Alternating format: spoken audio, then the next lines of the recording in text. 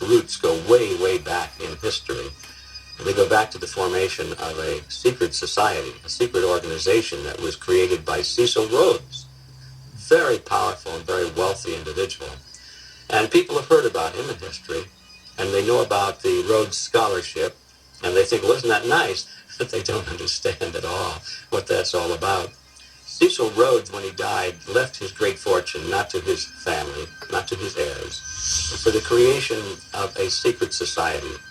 And we know about this because there were some people very intimately involved with this organization who wrote about it. One of the best authors on this topic is Professor Carroll Quigley.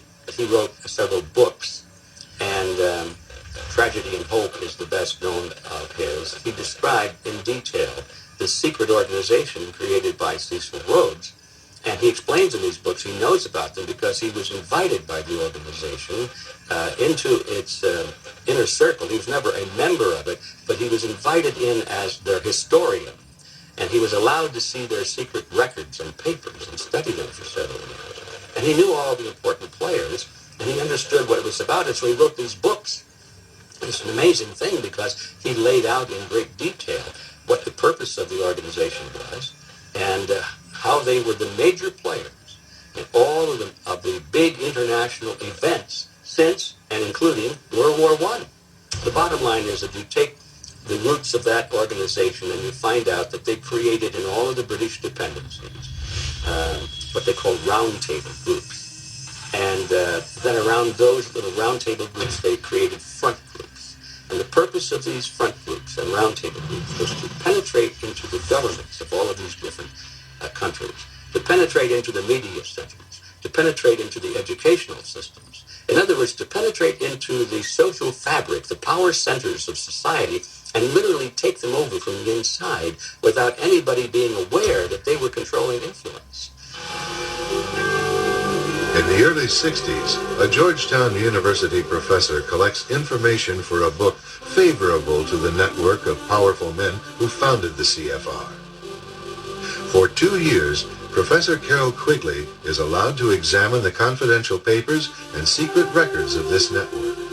Quigley reveals that these men aim to create a world system of financial control in private hands, able to dominate the political system of each country and the economy of the world as a whole. In short, they seek total and quiet control of the entire world. And the CFR is their most visible conduit for carrying out that agenda. CFR members include America's wealthiest tycoons, as well as the highly placed elite in government, academic institutions, tax-exempt foundations, and the establishment media. Ruling Class Journalists, written by Richard Harwood, describes the CFR membership as the ruling establishment in the United States. The Washington Post article boasted that news reporters who are CFR members do not merely analyze and interpret foreign policy for the United States, they help make it. Who are these policymakers? Many of their faces are familiar. NBC's Tom Brokaw, CBS's Dan Rather, ABC's Barbara Walters, Jim Lehrer of PBS, William F. Buckley of National Review, media mogul Rupert Murdoch, owner of the giant multifaceted News Corporation. These media heavyweights, and many others like them, are members of the CFR. The Norman Cousins Global Governance Award, Walter Cronkite. Thank you very much, Richard, and I am delighted to be here in these new headquarters.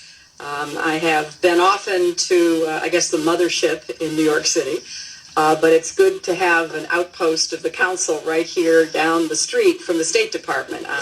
We get a lot of advice from the council, so this will mean I won't have this far to go to be told what we should be doing and how we should think about the future.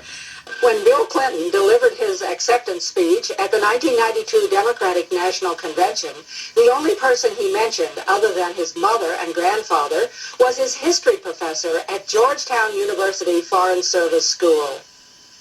As a teenager, I heard John Kennedy's summons to citizenship. And then as a student at Georgetown, I heard that call clarified by a professor named Carroll Quigley's 1,300-page book entitled Tragedy and Hope described the small elite, which he said actually runs the United States. Quigley labeled it the network and said it consists of men who are cosmopolitan and international, close to governments, equally devoted to secrecy and the secret use of financial influence in political life. Quigley wrote that this network always prefers big government, big federal spending, large foreign giveaways, and the stability of a planned society rather than the uncertainties of the free market. Professor Quigley taught his student from Hope, Arkansas, how to tap into the power centers of the network. When Bill Clinton became president, he surrounded himself with people who shared that vision. When Bill Clinton took office in 1993, he appointed his Rhodes Scholar roommate as his personal foreign policy advisor. Strobe Talbott had spent 22 years as a writer for Time magazine, where his writings revealed his eagerness to get rid of patriotism, American sovereignty, and independence. In the July 20th, 1992 Time, Talbott wrote an article entitled The Birth of the Global Nation. He enthusiastically predicted that in the next century, nationhood as we know it will be obsolete. All states will recognize a single global authority. In fact, wrote Talbott, national sovereignty wasn't such a great idea after all. Talbott bragged about how our national sovereignty and independence have already been diminished by the International Monetary Fund and the General Agreement on Tariffs and Trade, or GATT agreements. He boasted that the internal affairs of a nation are no longer off limits to world government. For his article, Talbott received an award from the World Federalist Association, a group committed to world government, and a congratulatory letter from Bill Clinton. World government is the structure necessary for global justice. You, sir,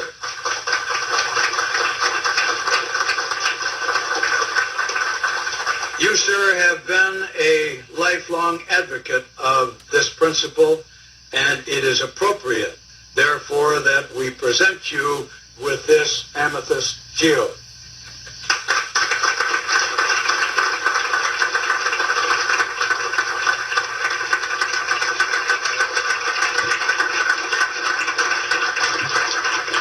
Thank you very much, Mr. President.